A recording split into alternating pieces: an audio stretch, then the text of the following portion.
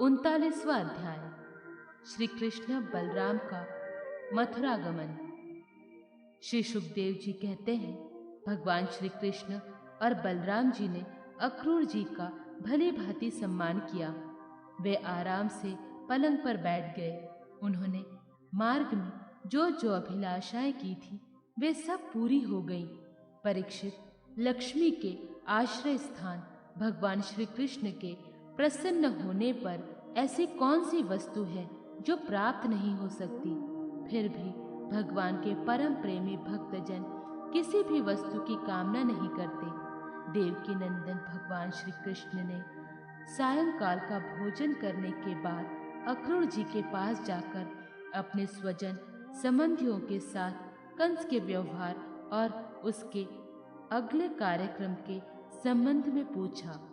भगवान श्री कृष्ण ने कहा, चाचा जी, आपका हृदय बड़ा शुद्ध है। आपको यात्रा में कोई कष्ट तो नहीं हुआ? स्वागत है। मैं आपकी मंगल कामना करता हूँ। मथुरा के हमारे आत्मीय, सुहृद, कुटुंबी तथा अन्य संबंधी सब कुशल और स्वस्थ है ना? हमारा नाम मात्र का मामा कंस तो हमारे कुल के लिए एक भयंकर व्याधि है। जब तक उसकी बढ़ती हो रही है तब तक हम अपने वंश वालों और उनके बाल बच्चों का कुशल मंगल क्या पूछें। चाचा जी, हमारे लिए ये बड़े खेद की बात है कि मेरे ही कारण मेरे निरपराध और सदाचारी माता पिता को अनेकों प्रकार की यातनाएं झेलने पड़ी, तरह तरह के कष्ट उठाने पड़े। और तो क्या कहूँ, मेरे ही कारण उन्हें हथकड़ी बेड़ियों से जकड़कर जेल में डाल दिया गया तथा मेरे ही कारण उनके बच्चे भी मार डाले गए। मैं बहुत दिनों से चाहता था कि आप लोगों में से किसी न किसी का दर्शन हो। यह बड़े सौभाग्य की बात है कि आज मेरी वह अभिलाषा पूरी हो गई। सौम्य स्वभाव चाचा जी, अब आप कृपा करके यह बतलाएं कि आपका शुभ आगमन किस निमित्त से हुआ। श्री सुखदेव जी कहते हैं, परीक्षित, जब भगवान श्री कृष्ण ने अक्रूर जी से इस प्रकार प्रश्न किया तब उन्होंने बतलाया कि कंस ने तो सभी यदुवंशियों से घोर वैर ठान रखा है। वह वासुदेव जी को मार डालने का भी अधम कर चुका है। अक्रूर जी ने कंस का संदेश और जिस उद्देश्य से उसने स्वयं अक्रूर जी को दूत बनाकर भेजा था और नारद जी ने जिस प्रकार वासुदेव जी के घर श्री कृष्ण के जन्म लेने का वृत्तांत उनको बता दिया था, सो सब कह सुनाया। अक्रूर जी की यह बात सुनकर विपक्षी शत्रुओं का दमन करने वाले भगवान श्री कृष्ण और बलराम जी हंसने लगे और इसके बाद उन्होंने अपने पिता नंद जी को कंस की आज्ञा सुना दी। तब नंद बाबा ने सब गोपों को आज्ञा दी कि सारा गोरस एकत्र करो, भेंट की सामग्री ले लो और छकड़े जोड़ो। कल प्रातः काल ही हम सब मथुरा की यात्रा करेंगे और वहां चलकर राजा कंस को गोरस देंगे। वहां एक बहुत बड़ा उत्सव हो रहा है। उसे देखने के लिए देश की सारी प्रजा इकट्ठी हो रही है। हम लोग भी उसे देखेंगे। नंद बाबा ने गांव के कोतवालों के द्वारा यह घोषणा सारे व्रज में करवा दी। परीक्षित, जब गोपियों ने सुना कि हमारे मनमोहन श्याम सुंदर और गौर सुंदर बलराम जी को मथुरा ले जाने के लिए अक्रूर जी व्रज में आए हैं, तब उनके हृदय में बड़ी व्यथा हुई। वे व्याकुल हो गई। भगवान श्री कृष्ण के मथुरा जाने की बात सुनते ही बहुतों के हृदय में ऐसी जलन हुई कि गर्म सांस चलने लगी। मुख कमल कुम्हला गया और बहुतों की ऐसी दशा हुई, वे इस प्रकार अचेत हो गईं कि उन्हें खिसकती हुई ओढ़नी, गिरते हुए कंगन और ढले हुए जूड़ों तक का पता न रहा।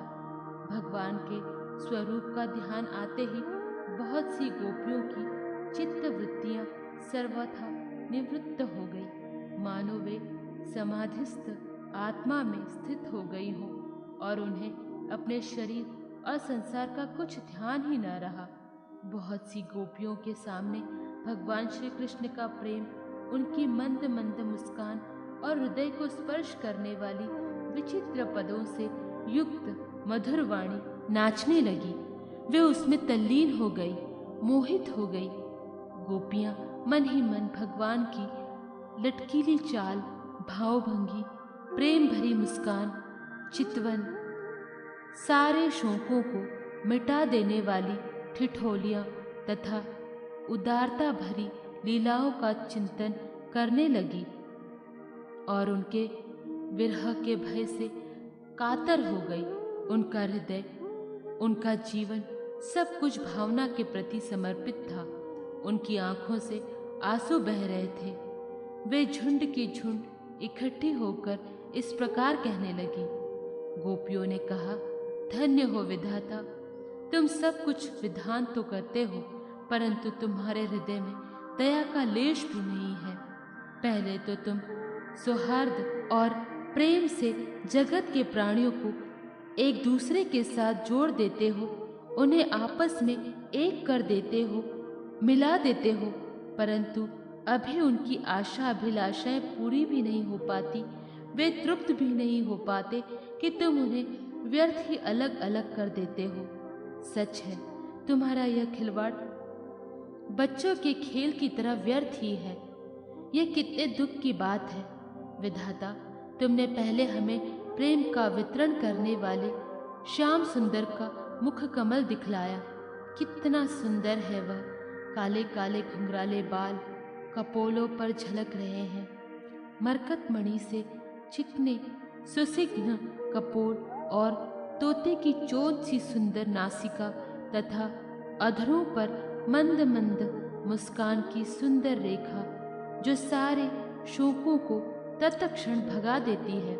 विधाता, तुमने एक बार तो हमें वह परम सुंदर मुख कमल दिखलाया और अब उसे ही हमारी आंखों से ओझल कर रहे हो। सचमुच तुम्हारी यह करतूत बहुत ही अनुचित है।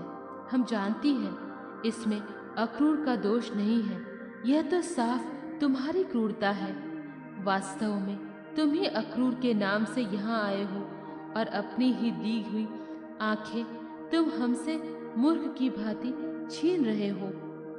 इनके द्वारा हम श्याम सुंदर के एक एक अंग में तुम्हारी सृष्टि का संपूर्ण सौंदर्य निहारती रहती है। विधाता, तुम्हें ऐसा नहीं चाहिए। अहो, नंद नंदन श्याम सुंदर को भी नए नए लोगों से नेह लगाने की चाट पड़ गई है। देखो तो सही, इनका सौहार्द, इनका प्रेम एक क्षण में ही कहाँ चला गया। हम तो अपने घर द्वारा, स्वजन संबंधी, पति पुत्र आदि को छोड़कर इनकी दासी बनी और इन्हीं के लिए आज हमारा हृदय शोकातुर हो रहा है। परंतु ये ऐसे हैं कि हमारी ओर देखते तक नहीं। आज की रात का प्रातःकाल मथुरा की स्त्रियों के लिए निश्चिंत ही बड़ा मंगलमय होगा। आज उनकी बहुत दिनों की अभिलाषाएं अवश्य ही पूरी हो जाएंगी, जब हमारे व्रजराज श्याम सुंदर अपनी तिरछी चितवन और मंद मंद मुस्कान से युक्त मुखार विंद का मादक मधु वितरण करते हुए मथुरापुरी में प्रवेश करेंगे। तब वे उनका पान करके धन्य धन्य हो जाएंगी। यद्यपि हमारे श्याम सुंदर धैर्यवान होने के साथ ही नंद बाबा आदि गुरुजनों की आज्ञा में रहते हैं, तथापि मथुरा की युवतियां अपने मधु के समान मधुर वचनों से इनका चित्त बरबस अपनी ओर खींच लेंगी और वे उनकी सलज्जक मुस्कान तथा विलासपूर्ण भावभंगी से वहीं रम हो जाएंगी। फिर हम गवार ग्वालिनों के पास ये लौटकर क्यों आने लगे। धन्य है आज हमारे श्याम सुंदर का दर्शन करके मथुरा के दशार्सु, भोज, अंधक और वृषणीवशी यादवों के नेत्र अवश्य ही परमानंद का साक्षात्कार करेंगे। आज उनके यहाँ महान उत्सव होगा। साथ ही जो लोग यहाँ से मथुरा जाते हुए रमारमण, गुणसागर, नटनागर, देवकी नंदन, श्याम सुंदर का मार्ग में दर्शन करेंगे, वे भी निहाल हो जाएंगे। देखो सखी, यह अक्रूर कितना निष्ठुर, कितना हृदयहीन है। इधर तो हम गोपियां इतनी दुखित हो रही हैं और यह हमारे परम प्रियतम नंद दुलारे श्याम सुंदर को हमारी आंखों से ओझल करके बहुत दूर ले जाना चाहता है और दो बात कहकर हमें धीरज भी नहीं बंधाता, आश्वासन भी नहीं देता। सचमुच ऐसे अत्यंत क्रूर पुरुष का अक्रूर नाम नहीं होना चाहिए था। सखी, हमारे ये श्याम सुंदर भी तो कम निष्ठुर नहीं है। देखो देखो, वे भी रथ पर बैठ गए और मतवाले गोपगण छकड़ों द्वारा उनके साथ जाने के लिए कितनी जल्दी मचा रहे हैं। सचमुच ये मूर्ख हैं और हमारे बड़े बूढ़े उन्हें तो इन लोगों की जल्दबाजी देखकर उपेक्षा कर दी है कि जाओ, जो मन में आवे करो। अब हम क्या करें? आज विधाता सर्वथा हमारे प्रतिकूल चेष्टा कर रहा है। चलो हम स्वयं ही चलकर अपने प्राण प्यारे श्याम सुंदर को रोकेंगे। कुल के बड़े बूढ़े और बंधुजन हमारा क्या कर लेंगे? अरे सखी, हम आधे क्षण के लिए भी प्राण वल्लभ नंद नंद का संग छोड़ने में असमर्थ थी। आज हमारे दुर्भाग्य ने हमारे सामने उनका वियोग उपस्थित करके हमारे चित्त को विनिष्ट एवं व्याकुल कर दिया है। सखियों, जिनकी प्रेम भरी मनोहर मुस्कान, रहस्य की मीठी मीठी बातें, विलासपूर्ण चितवन और प्रेमालिंगन से हमने रास लीला की वे रात्रियां जो बहुत विशाल थी, एक क्षण के समान बिता दी थी, अब भला उनके बिना हम उन्हीं की दी हुई अपार विरहव्यथा का पार कैसे पाएंगी? एक दिन की नहीं, प्रतिदिन की बात है। सायंकाल में प्रतिदिन वे ग्वाल बालाओं से घिरे हुए बलराम जी के साथ वन से गोएं चराकर लौटते हैं। उनकी काली काली घुंघराली अलके और गले के पुष्पहार गों के खुर की रज से ढके रहते हैं। वे बांसुरी बजाते हुए अपनी मंद मंद मुस्कान और तिरछी चितवन से देख देख कर हमारे हृदय को बेध डालती है। उनके बिना भला हम कैसे जी सकेंगे?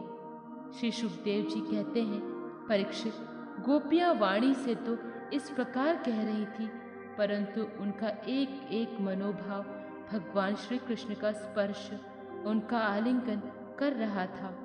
वे विरह की संभावनाओं से अत्यंत व्याकुल हो गई और लाज छोड़कर हे गोविंद, हे दामोदर, हे माधव इस प्रकार ऊंची आवाज से पुकार पुकार कर सुललित स्वर से रोने लगी। गोपियां इस प्रकार रो रही थी। रोते रोते सारी रात बीत गई। सूर्योदय हुआ। अक्रूर जी संध्या वंदन आदि नित्य कर्मों से निवृत्त होकर रथ पर सवार हुए और उसे हाँक ले चले। नंद बाबा आदि गोपियों ने भी दूध, दही, मक्खन, घी आदि से भरे मटके और भेंट की बहुत सारी सामग्रियां ले ली तथा वे छकड़ों पर चढ़कर उनके पीछे पीछे चले। इस समय अनुराग के रंग में रंगी हुई गोपियां अपने प्राण प्यारे श्री कृष्ण के पास गईं और उनकी चितवन, मुस्कान आदि निरख कर कुछ कुछ सूखी हुई। अब वे अपने प्रियतम श्याम सुंदर से कुछ संदेश पाने की आकांक्षा से वहीं खड़ी हो गई। यदुवंश शिरोमणि भगवान श्री कृष्ण ने देखा कि मेरे मथुरा जाने से गोपियों के हृदय में बड़ी जलन हो रही है, वे संतप्त हो रही है। तब उन्होंने दूत के द्वारा मैं आऊँगा यह प्रेम संदेश भेजकर उन्हें धीरज बंधाया। गोपियों को जब तक रथ की ध्वजा और पहियों की उड़ती हुई धूल दिखती रही, तब तक उनके शरीर चित्र लिखित से वहीं ज्यों के त्यों खड़े रहे, परंतु उन्होंने अपना चित्त तो मनमोहन प्राण वल्लभ श्री कृष्ण के साथ ही भेज दिया था। अभी उनके मन में आशा थी कि शायद श्री कृष्ण कुछ दूर जाकर लौट आए, परंतु जब नहीं लौटे तब वे निराश हो गई और अपने अपने घर चली आई। परीक्षित वे रात दिन अपने प्यारे श्याम सुंदर की लीलाओं का गान करती रहती और इस प्रकार अपने शोक संतापों को हल्का करती। परीक्षित इधर भगवान श्री कृष्ण भी बलराम जी की और अक्रूर जी के साथ वायु के समान वेग वाले रथ पर सवार होकर पाप नाशिनी यमुना जी के किनारे जा पहुँचे। वहाँ उन लोगों ने हाथ मुंह धोकर यमुना जी का मरकत मणि के समान नीला और अमृत के समान मीठा जल पिया। इसके बाद बलराम जी के साथ भगवान वृक्षों के झुरमुट में खड़े रथ पर सवार हो गए। अक्रूर जी ने दोनों भाइयों को रथ पर बैठाकर उनसे आज्ञा ली और यमुना जी के कुंड पर आकर वे विधि पूर्वक स्नान करने लगे। उस कुंड में स्नान करने के बाद वे जल में डुबकी लगाकर गायत्री का जप करने लगे। उसी समय जल के भीतर अक्रूर जी ने देखा कि श्री कृष्ण और बलराम दोनों भाई एक साथ ही बैठे हुए हैं।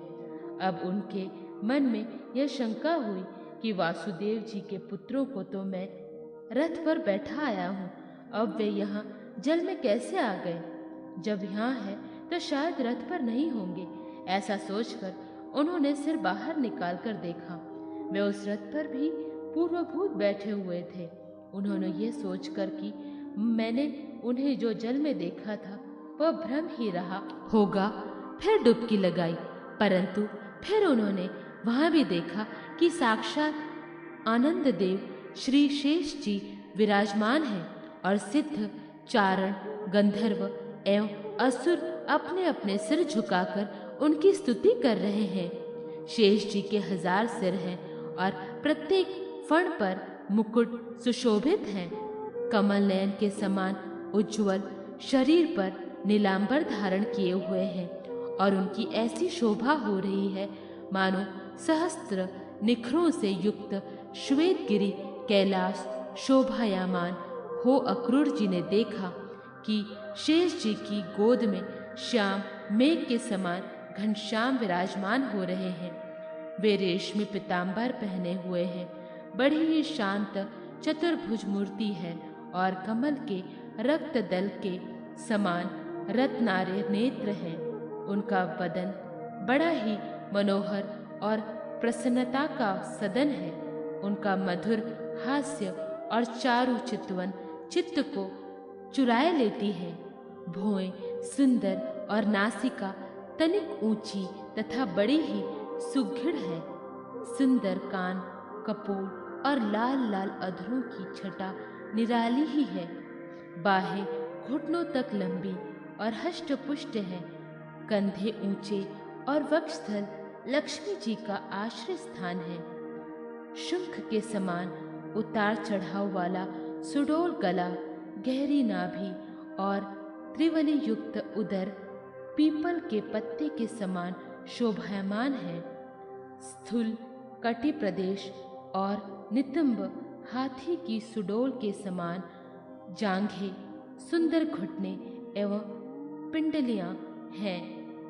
एड़ी के ऊपर की गांठें उभरी हुई हैं और लाल लाल नखों से दिव्य ज्योतिर्मय किरणें फैल रही हैं। चरण कमल की अंगुलियां और अंगूठे नई और कोमल पंखुड़ियों के समान सुशोभित हैं।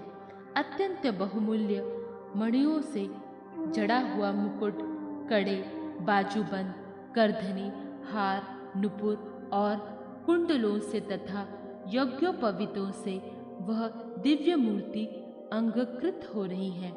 एक हाथ में पद्म शोभा पा रहा है और शेष 3 हाथों में शंख, चक्र और गदा, वक्षस्थल पर स्त्री वत्स का चिन्ह, गले में कौस्तुभमणि और वनमाला लटक रही है।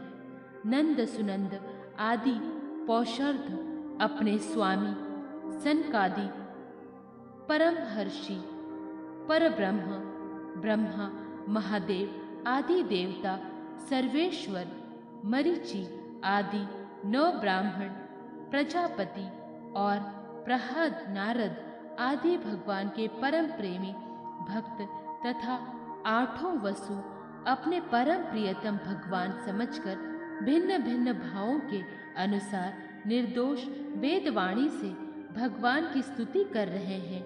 साथ ही लक्ष्मी, पुष्टि, सरस्वती, कांति, कीर्ति और दृष्टि अर्थात ऐश्वर्य, बल, ज्ञान, श्री यश और वैराग्य, ये षंडेश्वर स्वरूप शक्तियाँ, इला, सिंधिनी रूप पृथ्वी शक्ति, ऊर्जा, लीला शक्ति, विद्या अविद्या, हृदयनी, सविंत और माया आदि शक्तियाँ मूर्तिमान होकर उनकी सेवा कर रही हैं। भगवान की यह झांकी निहार कर अक्रूर जी का हृदय परमानंद से लबालब भर गया। उन्हें परम भक्ति प्राप्त हो गई। सारा शरीर हर्षोवेश से पुलकित हो गया। प्रेम भाव का उद्रेक होने से उनके नेत्र आंसू से भर गए।